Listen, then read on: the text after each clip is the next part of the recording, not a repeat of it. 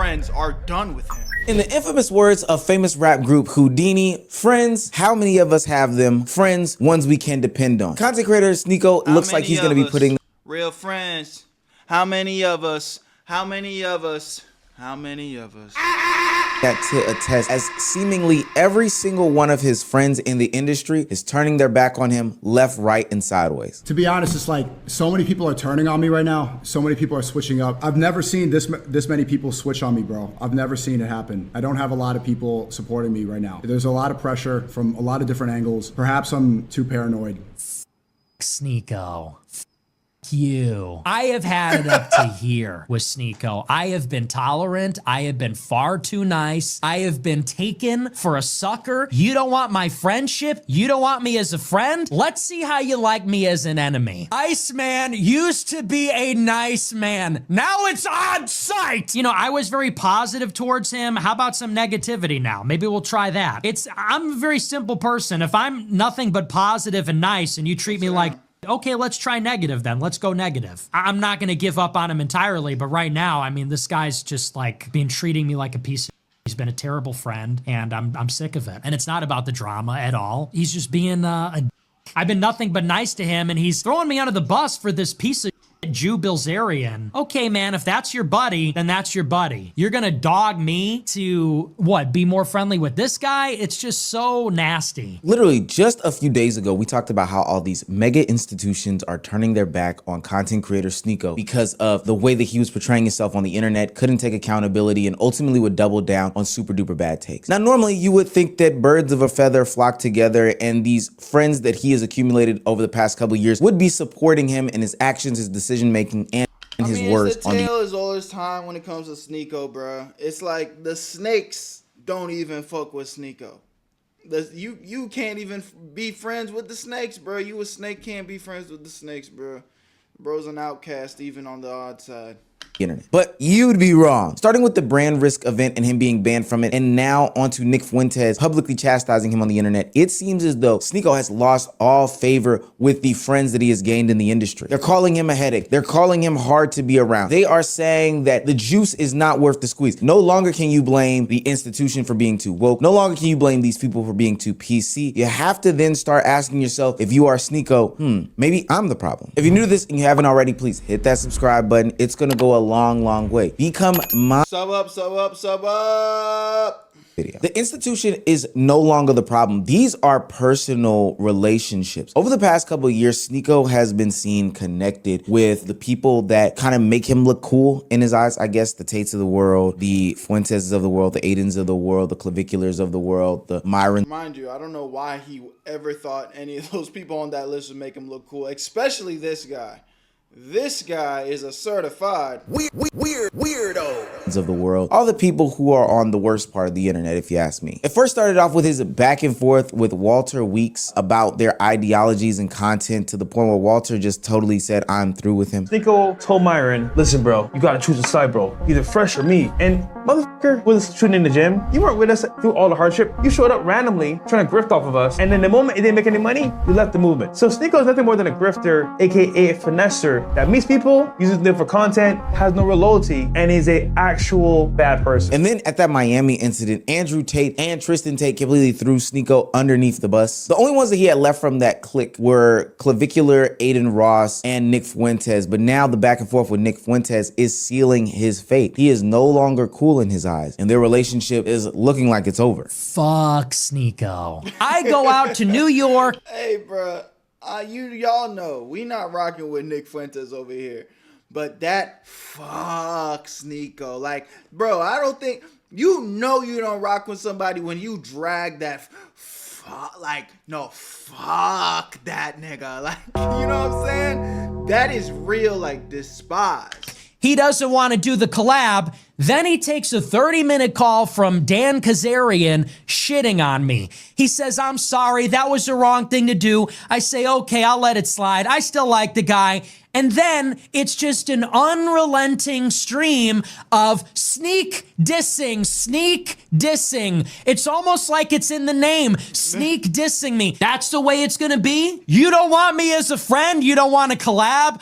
Oh, I'm just all about the drama? You know what? Fuck you, man. You don't want me as a friend? Let's see how you like the Groypers as enemies then. Now, for the past couple of videos, I've been criticizing Sneako's attempts at being a content creator on social media, and the things that he's saying are now catching up to him in the eyes of the institution. But this is totally different. This is showing that even the things that he says on social media aren't being looked at by the institutions. They're looked at from the POV of people that he once called him friends, and they're saying that they're weak, they're trash, they're disgusting, they undermine them, and they're not standing for it anymore. Nick isn't some sort of corporate entity. He comes from the same controversial sector that Sneako does. So now when you have your friends saying that, yo, there's something wrong with you, you're two-faced, you're hypocritical, you're all these different things, at some point you do have to look internally. Nick Fuentes severs ties with Sneako, and not just severs ties, because I think severing ties just means I'm no longer going to be affiliated with you, but completely flips on him and says that he is an enemy of Sneako now. And for what it's worth, Sneako has always had enemies, but at the end of the day, now his allies are becoming enemies. And I can't help but put a smile on my face in all this. So funny when people find out that they're still a nigga in a coop. It's hilarious to me. Now, I'm not saying that I condone anything that Nick Fuentes is saying. He basically has started a cult and is now like launching this cult of racists onto Sneako. It's actually very extreme to watch in real time. I'm just highlighting the fact that the people associated and affiliated with Sneako have essentially turned their back on him. They're realizing that he's not the friend that he says he is. And then also from a public perspective, like from a POV of how people would view somebody being next to him, they are viewing Sneako as a real life liability. Even Sneako had to acknowledge this. Not too long ago, Clavicular came to New York and decided that he was not going to collaborate with Sneako. Why? Because of the headache and the liability that a name like Sneako draws to Clavicular. Yeah, we didn't get to do a collab while we're out here. Yeah, it's the same thing like with Clav, dude. You guys are saying collab with him. I knew how it was going to be. Like, Clav and I are friends, but you got to understand there's a separation, especially with industry friends, between content and like real relationships. So Clav comes to New York and you guys are saying do a collab, do a collab.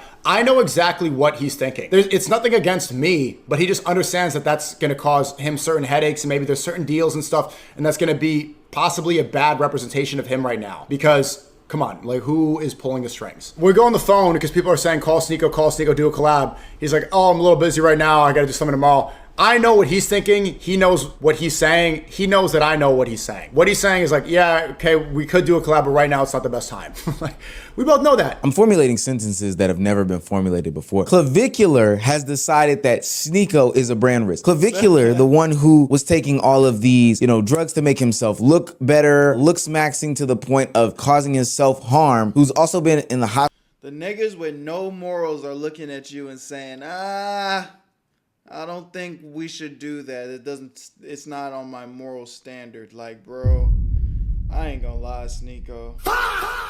What have you done, dude? Hospital ODing, been choked out on live stream. Clavicular is saying that was it all worth it, Sneako? Sneako is a brand risk and a liability. How low do you have to be, and how much of a brand risk do you have to be for the people that are in question here to say that like they don't want to be seen with you because you might potentially mess up their brand deals and their other obligations and responsibilities? Now Sneako can't turn this conversation into, hey, cancel culture is after me, the woke mob is trying to get me up out of here, or something along those lines. He has nobody else to blame but himself and his own actions, because these aren't corporations or entities that have set up shop and positioned themselves to be some sort of holier than thou company, maybe grifting and pandering to a certain demographic, or truly doing some good nature work. These are people whose brand and identity is about being edgy. Literally, Clavicular has done drugs on live stream and he's saying that Sneako is a liability. That is so crazy. This is where Sneako's career is now. People can laugh with him, they can joke with him, and they can kick it with him behind closed doors, maybe. But at the end of the day, they don't want to attach their name to him because of the stench that he brings onto their name. And even if there was this attempt to prove that narrative wrong, that he was a good guy, Sneako takes every opportunity in his power to prove these people right and say like, yo, I am the guy that they say I am, and I don't need to be around you. Everything academics saying, stop speaking on black folks. Uh-oh. Stop speaking on black folks. Is this what he said? If he actually said this, if academics is telling me to stop speaking on black folks, bro, you could just tell them stop speaking on Americans, go back to Jamaica, you know? Why are you speaking about American issues? Chud the Builder, this is an American issue. Oh my God, Sneako, bro. Just shut up. It's kind of crazy. What are you doing, bro? You know what? I don't care. Keep digging your grave, my nigga. I think you should talk about Jamaican issues. You're not from America. Speak on your country. Speak on oxtail. And wine. American issues, this is separate. Thinks that shit's funny too. Okay, this is for FBAs, foundational black Americans, not these transplants from Jamaica, born all the way over there, with your oxtail, with your rice, and your plantain. How mad is everybody getting right now? Because I'm getting pretty fucking mad. Mind you, I'm Jamaican. My parents are Jamaican. What are you talking about right now? This nigga's such a pussy, bro. Yeah, with your curry goat. Bomba. Go back to Jamaica. Mind you, all academics was telling Sneako was, hey, you're insensitive in this time where a white man is attacking a black community and giving black Americans some sort of problems. It's funny how my latest videos are all tying back to Chud the Builder. It's so disgusting. The space is disgusting right now. It's gross. But Sneako's response to that was no sort of self-reflection. It was, well, if you're Jamaican, you should stop too. And no matter how you feel about the sentiments that Sneako expressed, it just clearly states that this is the exact reason why people are exhausted by him. He's never taking criticism and taking that moment to think about the actions that he said, how these things may be perceived, and what it may do to some of the friends that he's built in the industry. He quite literally always, and I do mean always, uses any sort of criticism or pushback, even when he's caught dead to rights, as some sort of moment to counterpunch, to say like, yo, fuck you, guy. Fuck you. What's wrong with the things that I'm saying? It's this attempt to galvanize certain communities. The larger point isn't whether academics has his own contradictions or not. The larger point is that Sneako continuously centers himself in conflicts and other conversations surrounding communities that he doesn't belong to, and wants to take this super duper radical stance that clearly alienates himself. When he gets proven wrong, doubles down, and then has people who are around him distancing themselves from him. When his friends distance themselves from Sneako, it's not random. It's because they see how every issue turns into a bigger issue when dealing with this guy. The saddest part about it is that Sneako is understanding in real time how much of a liability he's becoming, but he's not doing anything about it. In the last video, we talked about how Sneako got banned from the latest brand risk event. And then be so ignorant to what, hey, well, brand risk is tomorrow. I can't go, dipshit. You stupid fucking idiot. I was not allowed in the last brand risk. Brand risk tomorrow, are you going? Oh my God, bro. This is it, and it's fine. I'm not upset about it. Now, what was later confirmed was that because Dana White and the UFC were at the event, that's the reason why he had to be, removed from the event or banned from the event or could not go to the event or whatever the case may be, is a little bit irrelevant to me in the conversation. I didn't call anybody out. The last night's brand risk, I think, was probably the best one, and Aiden deserves credit for that. They put on a show. It was great. And I understand, like, if I probably can't go because Dana White's there, certain streamers are there, it's just going to cause an issue. It is what it is. I'm not upset about it. I get annoyed off of you guys. Why'd you go to brand risk? Dude, you guys need to understand what it is and how the game works. And to be ignorant about that after everything I yap about is cortisol spiking. I need to work on that. Aiden put on a great event, and it was awesome. There's no beef. There's no complaints. That's what it is, man. You got to accept it. That's my position in this industry. What's interesting to me is how these friends who have built this relationship off of, not turning their back on one another, sticking through thick and thin with one another, all this other grandstanding bullshit that they've been saying for the past couple of years, seemingly switch up for different opportunities, but they only switch up on one person. You see, when Sneako was going through that whole situation in Miami with the HH stuff, Aiden Ross stood up for him. Now, Sneako didn't think that he did, but even when they had a conversation on live stream, he made it pretty doggone clear that he was going to be Sneako's friend no matter what. You did. So why are you saying I don't know what's going on because I'm a brander? I don't give a fuck about none of that, bro. Pull up. I said that. My point is, I don't think that you talk about me the same way you would talk about Speed or Kai. They're not Sneako. I don't talk to them at a close level. I speak to you every day. Right or wrong? Even then, I still don't think it's the same way. I'm not trying to. That's okay. Sneako, you're my close friend. We speak every day. I don't speak to Kai and Speed. What? I want to talk about my friends highly. Like, Sneako, I want there to be, especially when they're not around it, especially in situations like this. I expect the same thing. Don't say, oh, Aiden Jew, all this. Don't do that then. See what you're doing? Don't do Aiden Jew what? What are you talking about? Do not do this thing where you need to be consistent. Meaning, are you where am I inconsistent? You just try to compare Kai and Speed to you. Bro, no, that's way different. Yikes. Compare you to like Cheezer or Cuff'em. We all crack fucking jokes. What's wrong with that? There's nothing wrong with cracking jokes with your friends. I'm close with you. I'm gonna crack jokes with you. You're gonna crack jokes with me.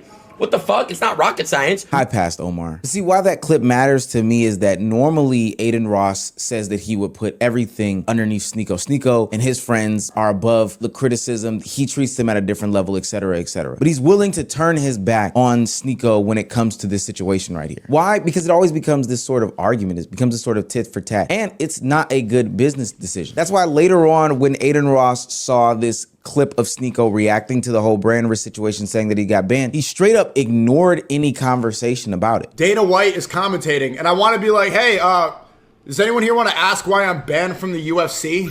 Is anyone here going to be like, hey, Dana White, why is Sneako being treated like the Boston Bomber?